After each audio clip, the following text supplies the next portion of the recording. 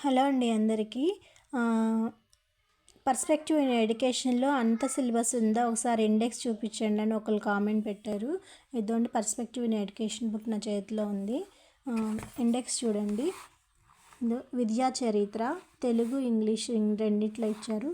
ప్రాచీన భారతదేశంలో విద్య మీకు చూస్తే అర్థమవుతుంది అనుకుంటా. పాస్ చేసుకొని అయినా సరే చూడండి. నేనైతే మీకు చూపిస్తున్నాను ఇండెక్స్లో ఏమేమి ఉన్నాయని. విద్యా చరిత్రలో ఇవన్నీ ఉన్నాయి. ప్రాచీన భారతదేశంలో విద్య, స్వాతంత్రం పూర్వం విద్య, స్వాతంత్ర అనంతరం విద్య, ఈ కమిటీలు అవన్నీ కమిషన్స్కి సంబంధించినవి ఇచ్చారు. అలానే ఉపాధ్యాయ సాధికారతలో ఏమేమి ఉన్నాయి అని చెప్పేసి వీడియో పాస్ చేసుకొని చూడొచ్చు మీరు.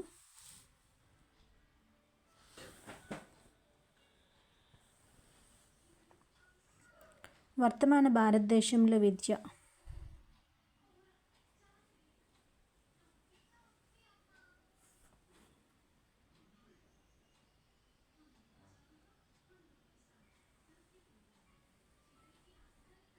ప్రోగ్రామ్స్ అండ్ ప్రాజెక్టు, ప్రజాస్వామ్యము, దాంట్లో అపెప్పు డిపెప్పు సర్వశిక్ష అభియాను, ఆర్ఎంఎస్ఏ, కేజీబీవీఎస్, ఎన్పిజిఎల్ వాటికి సంబంధించినవి వర్ధమాన భారతదేశంలో విద్య.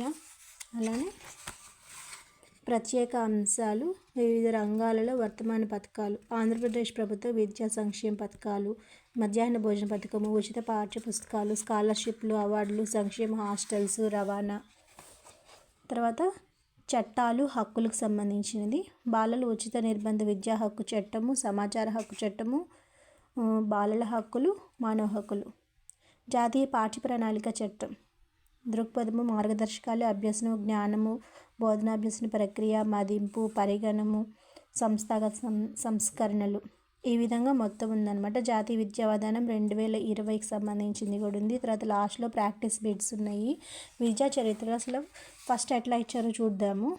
ఇది చూస్తే మీకు అర్థమవుతుంది ఎట్లా నోట్స్ ప్రిపేర్ చేశారు అనేది. ప్రాచీన భారతదేశంలో విద్య, వేదకాలం పూర్వ విద్య, వేదానంతరం విద్య, మధ్యయుగంలో విద్య అని చెప్పేసి ఇవి ఇచ్చారు. స్వాతంత్రం పూర్వం విద్యా విధానం అని చెప్పేసి ఇవన్నీ ఇచ్చారు. తర్వాత స్వాతంత్ర అనంతరం విద్యా విధానం అన్నది ఇవి ఇచ్చారు. వీటన్నిటి గురించి ఒక్కొక్కటిగా ఎక్స్ప్లెయిన్ చేశారనమాట పక్కన.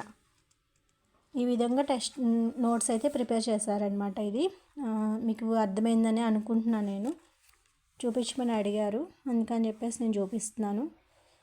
వీడియో పాస్ చేసుకొని అయినా సరే మీరు చూడండి, సిలబస్ మొత్తం కవర్ అయిందా లేదా అని కూడా మీకు అర్థమవుతుంది. డిఎస్సి 2026 అన్నారు కాబట్టి 26 సంబంధించిన లేటెస్ట్ బుక్కే ఇది, కాబట్టి యూజ్ అవుతుంది.